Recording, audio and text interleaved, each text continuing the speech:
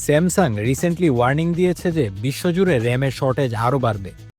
Hello, অজিজ BD মিডিয়ার সাপ্তাহিক gaming and tech news শোতে সবাইকে আবারও জানাচ্ছি স্বাগতম।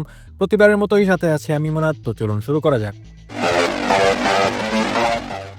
4 সপ্তাহ পার হতে অ্যাভাটার ফায়ার অ্যান্ড অ্যাশ বিশ্বজুড়ে $1.2 বিলিয়ন আয় করে ফেলেছে।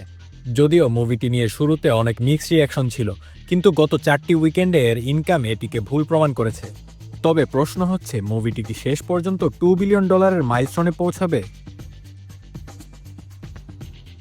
নতুন টিভি বা গ্যাজেট কেনার কথা ভাবছেন? তবে আপনার ডিসিশনটি হয়তো এখনই নেওয়া উচিত। স্যামসাং রিসেন্টলি ওয়ার্নিং দিয়েছে যে বিশ্বজুড়ে র্যামের শর্টেজ আরও বাড়বে। আর এই র্যাম শর্টেজের ডাইরেক্ট ইম্প্যাক্ট পড়বে স্মার্টফোন, ল্যাপটপ এবং বিশেষ করে স্মার্ট টিভির উপর। স্যামসাংয়ের রিপোর্ট অনুযায়ী প্রোডাকশন কস্ট বেড়ে যাওয়ায় কোম্পানিগুলো তাদের ডিভাইসের দাম বাড়াতে বাধ্য হবে।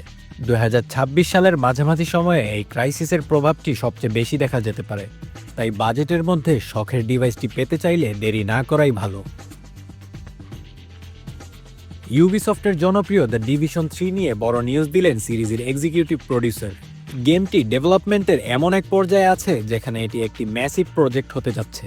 এই গেমটিতে এমন কিছু নতুন মেকানিক্স এবং গ্রাফিক্স যুক্ত করা হয়েছে যা আগে কখনো দেখা যায়নি। ফ্যানরা অনেকদিন ধরেই এই সিকুয়েলের জন্য অপেক্ষা করছিলেন। 2026 সালের শেষের দিকে গেমটির বেটা ভার্সন আসার সম্ভাবনা রয়েছে। পাবজি এর নতুন spin off PUBG blind spot আগামী মাসেই আর্লি অ্যাক্সেসে রিলিজ পেতে যাচ্ছে। এই গেমটি অরিজিনাল পাবজি থেকে একদম আলাদা হবে এবং এতে টেকটিক্যাল স্টেলথ গেমিং এর উপর বেশি জোর দেওয়া হয়েছে। ম্যাপের গ্রাফিক্স এবং গান প্লেতে আনা হয়েছে ব্যাপক পরিবর্তন। যারা অলরেডি গেমটির প্রি রেজিস্ট্রেশন করেছেন তারা সবার আগে এটি খেলার সুযোগ পাবেন। নতুন এই ব্লাইন্ড স্পট মোড কি গেমারদের মন জয় করতে পারবে? উত্তর জানতে আমাদের আগামী মাস পর্যন্ত অপেক্ষা করতে হবে।